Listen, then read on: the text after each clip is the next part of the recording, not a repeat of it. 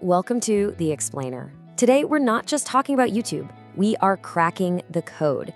This is the roadmap for how you actually succeed in 2026, and it's built on one simple idea, focusing only on what the platform rewards.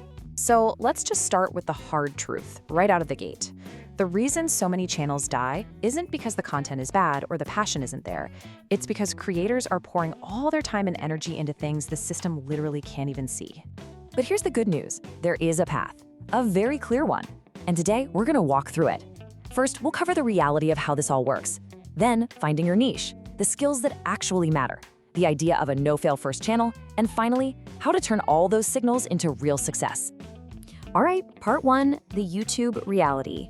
Look, this is the foundational piece. It's a mindset shift that changes everything. It's time to stop wishing the platform was one way and start seeing it for what it actually is. And here is the absolute core of that reality. YouTube does not care about your effort. I mean, think about it. It has no way of knowing you spent 40 hours editing or that you bought a $5,000 camera. The only thing it sees are cold, hard signals. Did people click your video? That's a signal. Did they stick around and watch it? That's another signal. That's it. That's the entire game. And when that really clicks for you, it's a total game changer.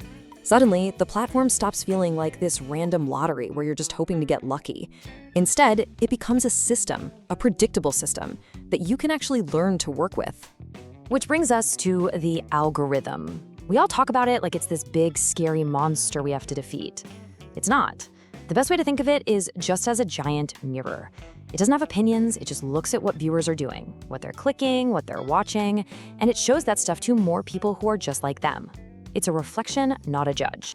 Okay, so with that foundation, let's move to part two, finding your niche.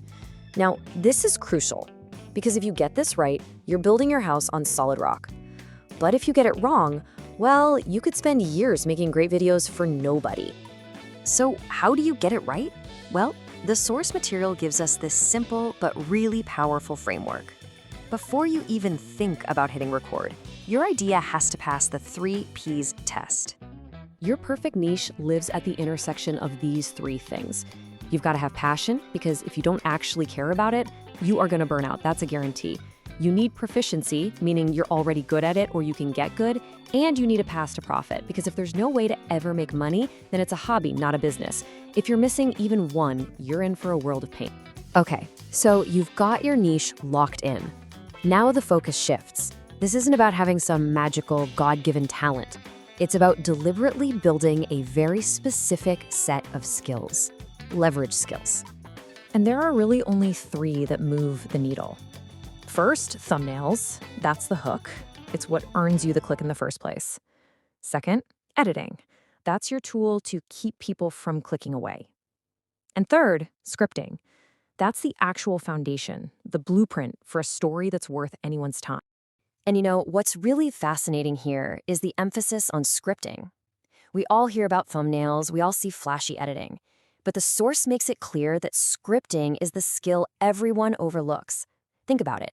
A great story can survive so-so editing, but the best editing in the world can't save a boring story. It just can't. Now this next idea, this is a big one. For anyone starting out, this concept is going to feel like a huge weight being lifted off your shoulders. It's permission to actually learn the craft without the insane pressure of trying to be an overnight success. And there it is. Your first channel's job isn't to be successful. Let that sink in. Its only purpose is to be your practice gym. It's where you get your reps in. It's where you make 100 bad thumbnails so you can learn how to make a good one. It's your lab, not your big premiere. All right, let's bring it all home. Part 5. You've got the mindset, you've got the niche, you're building the skills.